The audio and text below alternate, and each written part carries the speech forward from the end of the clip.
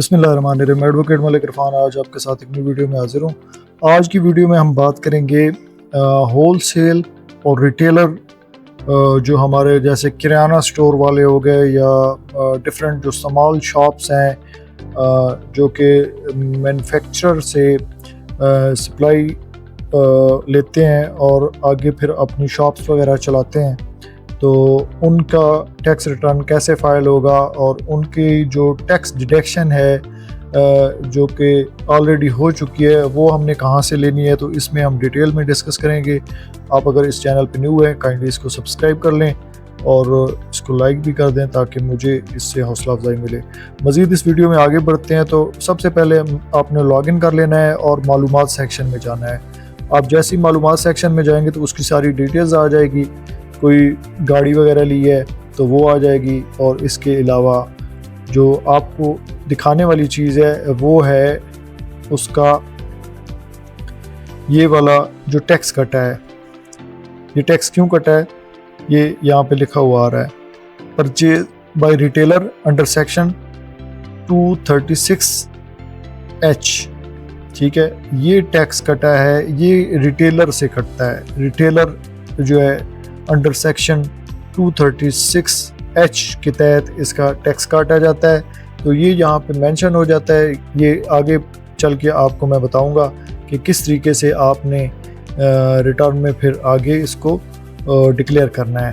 तो रिटर्न में आगे बढ़ते हैं बिना टाइम वेस्ट किए। यहाँ से मैंने ऑलरेडी वर्किंग की हुई है, पहले वाला प्रोसीजर आपको बताया हुआ है, तो उसको आपने पहले मेरी और जो वीडियोज़ हैं वहाँ से देख लेना है। तो बिज़नेस के ऊपर जाएंगे और बिज़नेस में आएंगे मैन्युफैक्चरिंग ट्रेडिंग आइटम्स के ऊपर। ठीक है, यहाँ पे इसको हम सेव कर लेते हैं। यहाँ पे ऑलरेडी मैंने वर्किंग की हुई है। इसकी टोटल जो है gross revenue excluding sale tax federal excise, जो फेडरल एक्साइज है वो और सेल टैक्स के अलावा जो ग्रॉस रेवेन्यू है, टोटल इसका जो रेवेन्यू है वो 11,50,000 है, वो आपने ऐड कर लेना है। उसके बाद फिर आपके कोई selling expenses, freight, outward, brokerage commissions, discount, कोई भी चीज़ है वो यहाँ पे आपने डिक्लेयर कर देना है। जैसे आप डिक्लेयर करेंगे तो इसमें फिर आपकी प्रॉफिट रेशो कम होती जाएगी। तो अगर वो आपने कोई दिया हुआ है तो वो करेंगे। Cost of sales and services वो मैंने यहाँ पे डिक्लेयर किया हुआ है, जो कि सर्विसेज देने के ऊपर और सेल करने के ऊपर जो कॉस्ट आती हैं वो यहाँ पे हम डिक्लेयर कर देते हैं। और नेट परचेजेस, जो भी आपने परचेजेस किए हैं, ठीक है, जो नेट कैश के ऊपर आपने किए हैं excluding sale tax and federal excise, वो आपने यहाँ पे मेंशन कर लेनी है। तो ये एक इसकी बिजनेस प्रोफाइल बन जाएगी। ठीक है, ज़ाहिर बात है जब भी आपको बिजनेस स्टार्ट करते हैं आप स्टॉक्स उठाते हैं, स्टॉक्स को फिर अपने पास लेकर आते हैं और फिर उसको आगे सेल करते हैं। तो उसके बाद फिर इन्वेंट्री जो बच जाती है at the end of the year, वो भी मैं इसको एंड पे आपको दिखाऊंगा। तो इस तरीके से पूरी एक बिज़नेस प्रोफाइल आपने बनानी है। अगर आप पूरी बिज़नेस प्रोफाइल नहीं बना रहे तो फिर बिज़नेस रिटर्न जो आप कर रहे हैं वो बिल्कुल गलत कर रहे हैं, क्योंकि बिज़नेस में बाकायदा तौर पे सारी चीज़ें एक्सपेंसेस चल रहे होते हैं पैरेलल, और इसके अलावा जो उसकी सेल्स है, परचेज है, स्टॉक्स है, क्लोजिंग बैलेंस, ओपनिंग बैलेंस, ये सारी चीज़ों का होना बड़ा ज़रूरी है। अब इसमें ये अब जो आपने अक्सर देखा होगा जो बिज़नेस टैक्स रिटर्न करते हैं ना, उनके एक सवाल होता है कि ये दो दफ़ा हेड्स क्यों हैं। तो ये वाला अलग पोर्शन है और दूसरा जो है एक्सपेंसेस वाला ये अलग है।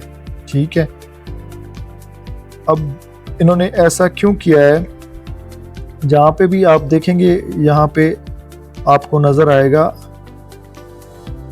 सैलरीज। ठीक है, ये मैनेजमेंट और एक्सपेंसेस के ऊपर, और यहाँ पे भी आप अगर देखेंगे तो आपको यहाँ पे नज़र आएगा सैलरीज एंड वेजेस। अब इसमें फ़र्क क्या है? फ़र्क ये है कि इसमें जो मैन्युफैक्चरिंग और ट्रेडिंग के ऊपर जो आपके एम्प्लॉई हैं उसके ऊपर जो सैलरी है, और मैनेजमेंट और एडमिनिस्ट्रेशन के ऊपर जो आपके एम्प्लॉइज़ हैं उनकी जो सैलरी है, उन्होंने इसको थोड़ा सा डिफरेंशिएट किया है। तो इधर जितनी भी है उधर भी लिख सकते हैं, इधर भी लिख सकते हैं, बट ये है कि इसको दो दफ़ा नहीं लिखना एक ही बंदे का। आपको पता होना चाहिए ये अलग अलग है। ठीक है, यहाँ पे इसके ऊपर मैन्युफैक्चरिंग और ट्रेडिंग आइटम के ऊपर ये जितने भी हेड्स हैं जो आपके आ रहे हैं, अदर इंडायरेक्ट एक्सपेंसेस आ रहे हैं, तो वो आप ऐड करते जाएंगे। ये जैसे ही मैंने ऐड किया, अब यहाँ पे इसका आ जाएगा क्लोजिंग बैलेंस। अब एक चीज़ आप ज़हन में रखें, कभी भी आप रिटर्न करेंगे तो आपका जो ओपनिंग बैलेंस है वो पिछले ईयर का क्लोजिंग बैलेंस होगा, ठीक है। तो अब ये नेक्स्ट ईयर का ओपनिंग बैलेंस होगा, ये 12 लाख, और ये जो था ये पिछले साल 2024 का ओपनिंग बैलेंस का क्लोजिंग बैलेंस है, जो इस साल का ओपनिंग बैलेंस है। तो ये आपने लाजमी करना है। इसमें आप अगर गलती करेंगे तो ये सीधा सीधा आपके अकाउंट्स में गलती है। तो इस तरीके से फिर आपका ये एंड पे प्रॉफिट आ जाएगा। अब कोई अदर रेवेन्यू है वो आपने लिख देनी है, जैसे इसका 3,50,000 है, वो आपने ऐड कर देनी है। अब आपने कोई टेक्निकल फ़ीस वगैरह, प्रोफेशनल फ़ीस वगैरह ली है, ये बेसिकली कॉलम उनके लिए जो सर्विसेज प्रोवाइडर हैं, जैसे वकला हो गए, डॉक्टर्स हो गए, वो सारे हो गए, तो वो यहाँ पे देंगे, ठीक है। और आपने भी कोई अगर लिए हैं तो इसको भी साथ लिख सकते हैं। मतलब डिफरेंट आप at a time salaries plus business plus services इन सब का भी कर सकते हैं, अलग अलग भी कर सकते हैं। इसमें कोई ये नहीं है कि आपने ये लिमिट में ही रहना है। तो अगर आपने कोई एओपी में, एओपी होती है एसोसिएशन ऑफ पर्सन, वहाँ पे आपने कोई मेंबर्स हैं, ऐड हैं, आपको वहाँ से कोई प्रॉफिट आया तो वो यहाँ पे आपने डिक्लेयर करना है। अगर कोई टैक्स डिडक्ट हुआ है, एग्जेम्प्टेड है, वो सारी चीज़ें आपने इधर ही डिक्लेयर करनी है, ठीक है। Share in taxes income from AOP, मतलब ये जो टैक्सेस हैं अगर उनके कोई एओपी से आए हैं तो वो भी आपने यहाँ पे लिखने हैं, ठीक है। तो आगे आ जाते हैं मैनेजमेंट और एडमिनिस्ट्रेटिव एक्सपेंसेस के ऊपर। तो इसमें जो चीज़ें हमने दी है, इलेक्ट्रिसिटी वगैरह, तो ये आ गया। इसके अलावा कम्युनिकेशन है, इसके ऊपर ये हमने ऐड कर दिए। और फर्दर फिर आगे हमने स्टेशनरी और प्रिंटिंग वगैरह के जो ऊपर जो खर्चा है वो भी कर दिया। आगे कमीशन है वो भी हमने ऐड कर दिए। अदर इनडायरेक्ट एक्सपेंसेस वो भी ऐड करके टोटल जो है ना अकाउंट प्रॉफिट एंड लॉस यहाँ पे अभी डिक्लेयर हो रहा है, ठीक है। यहाँ पे इन एडमिसिबल डिडक्शन और एडमिसिबल डिडक्शन ये सारी आ गई हैं। ये आपके रेलिवेंट मोस्टली नहीं होती, अगर कोई आपके रेलिवेंट हो तो आप इसमें ऐड कर सकते हैं, ठीक है। और आगे फिर आ जाते हैं एडजस्टमेंट के ऊपर। एडजस्टमेंट भी जो प्रीवियस ईयर्स की हैं, अगर कोई आपकी एडजस्टमेंट है प्रॉफिट एंड लॉस वगैरह की, तो वो भी आप यहाँ पे कर सकते हैं। बिजनेस जो एसेट्स एंड इक्विटी लायबिलिटीज़ वगैरह हैं, इसकी वो आप ऐड करेंगे। तो इसका जो कैपिटल है वो आप यहाँ पे एसेट का इसका ऐड कर देंगे, वो 5 लाख है, ठीक है। और साथ ही ऊपर जो है इसका आप ऐड कर देंगे कैश। अगर आप नहीं करेंगे तो एंड पे आपकी रिटर्न जमा नहीं होगी और ये वाला इशू आ जाएगा, इसको कैलकुलेट कर देंगे। सो ये दोनों जो हैं ये लाजमी बराबर होनी चाहिए, ठीक है। ये कभी भी अलग अलग नहीं होती, मतलब टोटल इक्विटी लायबिलिटीज़ और टोटल एसेट ये हमेशा बराबर ही होती हैं। यहाँ पे भी 5 है तो ऊपर ही 5 ही होगा। तो ये भी अक्सर लोग गलती करते हैं, यहाँ पे अलग अलग भी लिख लेते हैं। अब ये 7F tax builder end developer, ये जो हाउसिंग सोसाइटीज़ और बिल्डिंग वाले हैं उनके ऊपर 7F लगता है। आगे फिर आ जाएँ capital gain tax. Capital gain tax वगैरह जो आप गोल्ड और इसको कोई प्लॉट वगैरह या घर वगैरह बेचते हैं तो उसके फिर ईयर के हिसाब से कैपिटल गेन आता है। अदर सोर्सेज वगैरह, रिडक्शंस वगैरह, ये सारी चीज़ें आपने देख लेनी है, ठीक है। और रेंट लीज, ये वो सारी चीज़ें ये डिफरेंट है, तो इसलिए आपकी ये वीडियो लेंथी हो जाएगी, तो ये आपके रेलिवेंट नहीं है। एग्रीकल्चर से कोई आ रही है तो वो इनकम हम यहाँ पे ऐड करके उसका डिक्लेयर कर देंगे। प्रोवेंस वगैरह ये देखें ना, अभी प्रोवेंस आ गया है, ठीक है। जिस प्रोवेंस में एग्री लैंड है, तहसील है, वो ऐड करके यहाँ पे लिख लेंगे। आप यहाँ पे लिखेंगे तो डेफिनेटली फिर प्रोवेंस का अपना जो है टैक्स भी होता है अलग, तो वो अलग टैक्स आपसे डिडक्ट भी करेंगे। प्रोवेंस लेवल पे भी आपको देना पड़ेगा।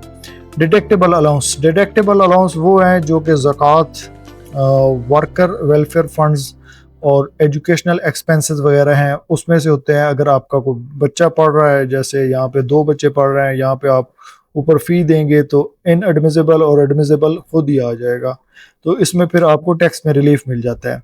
ज़कात आप जो बैंक के थ्रू आपकी डिडक्शन होती है, या कोई ऐसा रजिस्टर इदारा जो कि आपसे ज़कात लेता है, तो वो आप यहाँ पे ऐड कर सकते हैं। हर किसी को दी हुई ज़कात, आम पब्लिक को दी हुई ज़कात यहाँ पे आप ऐड नहीं कर सकते। अगर आप करेंगे तो वो आप गलत करेंगे। Workers welfare funds under section 60A, उसका भी यही रूल है कि आप रजिस्टर को ही दे सकते हैं, दूसरे को नहीं दे सकते। एजुकेशनल एक्सपेंसेस जो हैं अंडर सेक्शन 60D, वो भी कोई भी इदारा जो प्राइवेट हो उसमें रजिस्टर हो बाकायदा, तो उसका जो है आप ऐड करेंगे, तो उसमें आप यहाँ से वैल्यू ऐड करके रिलीफ ले सकते हैं। टैक्स चार्जेबल आ गया। टैक्स चार्जेबल जो है वो आपके रेलिवेंट नहीं है। टैक्स रिडक्शन वगैरह ये भी लेंथी हो जाएगा। अब सीधा आप आ जाए कैपिटल एसेट्स के ऊपर। कैपिटल एसेट क्या है? कैपिटल एसेट अगर कोई आपने प्रॉपर्टी ली है, ठीक है, आपकी यहाँ पे वेल्थ स्टेटमेंट में प्रॉपर्टी है, एसेट है, कोई इसका प्लॉट है, हाउस है, तो वो आपने कैपिटल एसेट में डिक्लेयर लाजमी करना है आपने, क्योंकि 7E की एग्जेम्पशन लेनी है तो वो कैपिटल एसेट में ही डिक्लेयर करके आएगा। अगर आपने लाइक उसमें फॉल कर रहे हैं तो वो इधर से ही आप एग्जेम्पशन ले सकते हैं। अगर एग्जेम्पशन नहीं लेंगे तो फिर आपको एवरी ईयर 1% पे करना होगा। आगे आ जाएं एडजस्टेबल टैक्सेस में। एडजस्टेबल टैक्सेस में इसकी ये सारी डिटेल्स वगैरह मैंने ऑलरेडी पुट की हुई है, तो वो ऑलरेडी इसमें मेंशन है। आपने भी इस तरीके से टैक्सेस वगैरह जो रेलिवेंट है वो कुछ FBR आपको ऐड करवा देगा और कुछ आपने खुद ही ऐड करने हैं। रिटेलर का जो टैक्स ये वाला आपने पहले आपको दिखाया था, तो ये यहाँ पे आपने ऐड करना है। Purchase by retailer under section 236, retailer जो परचेज करता है उसका ये टैक्स लगाया गया है 236H का, और वो ये वैल्यू आ गई, और ये आगे जो टैक्स डिडक्ट हुआ है वो आ गया। आगे फिर ऐसे परचेज ऑफ फर्टिलाइज़र, ये मुख्तलिफ किस्म की कैटेगरीज हैं, ये भी ऐसे ही है। तो फाइनल टैक्स अगर यहाँ पे कोई ऐड एंट्री करनी है तो आप वो भी कर सकते हैं। ये डिटेल्स वगैरह दी हुई हैं। मिनिमम टैक्स जो है इनकी भी एंट्रीज दी हुई है, जैसे इंपोर्ट वगैरह और एक्सपोर्ट। तो आगे फिर एवरेज टैक्स आ गया।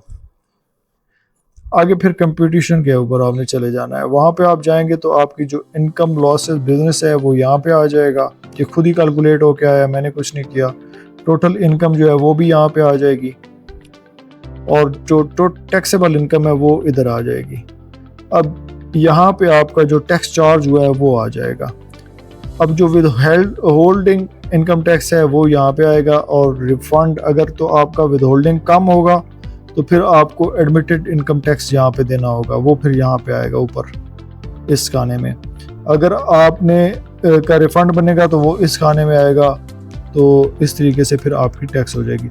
अब वेल्थ स्टेटमेंट में जाने से पहले आपने जाना है इस वैल्यू के ऊपर जो टोटल टैक्सेबल इनकम है, इसके ऊपर इसको कॉपी करना है। सीधा आपने reconcile of the net assets के ऊपर जाना है। तो इधर यहाँ पे मैंने ऑलरेडी इसको पेस्ट किया हुआ है, आप पेस्ट करेंगे।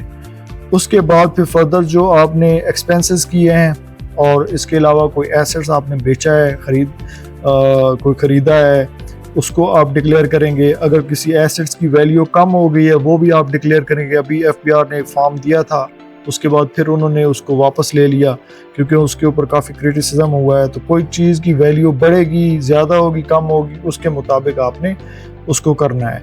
तो यहाँ पे पहले हम फर्स्ट ऑफ ऑल एक्सपेंसेस देंगे। एक्सपेंसेस इसके सारे यहाँ पे आ जाएंगे, और यहाँ पे ये इसका टोटल एक्सपेंसेस आ जाएगा। Total expense 2,87,940 rupees. और फिर उसके बाद एसेट्स और लाइबिलिटीज़ वगैरह हैं। ये एसेट्स की डिटेल्स हैं। एनिमल्स वगैरह जो हैं वो 10 लाख के हैं।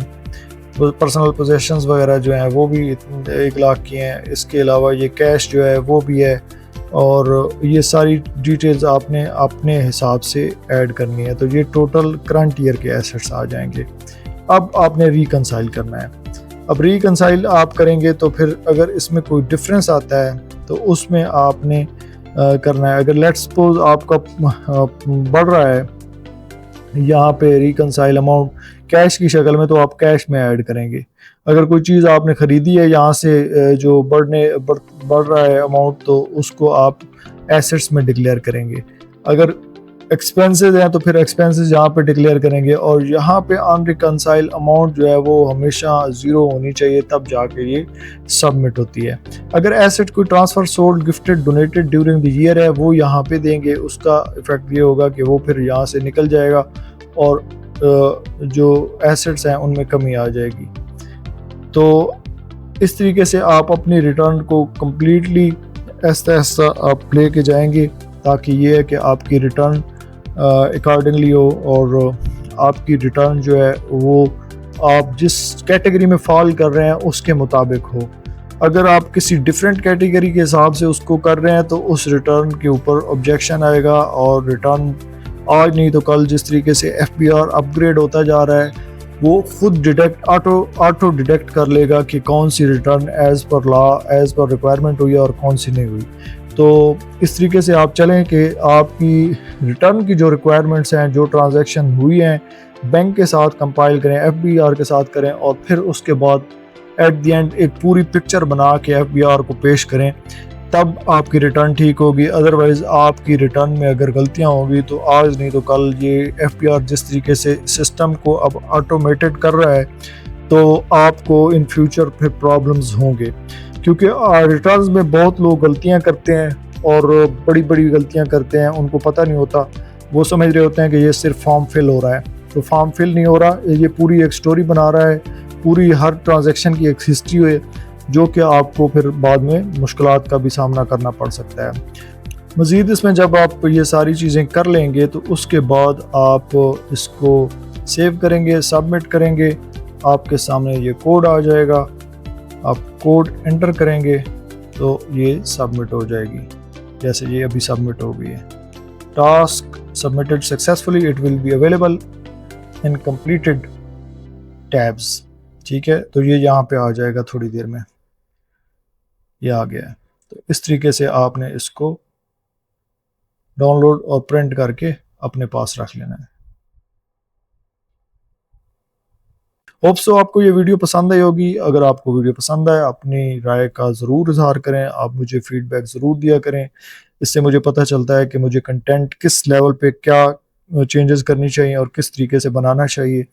और आपका कोई क्वेश्चन हो आप कमेंट सेक्शन में पूछ सकते हैं। काइंडली इस वीडियो को लाइक करें, शेयर करें, ताकि ज़्यादा से ज़्यादा लोगों को फ़ायदा हो। Thanks for watching. अल्लाह हाफिज़। नेक्स्ट वीडियो में मिलते हैं।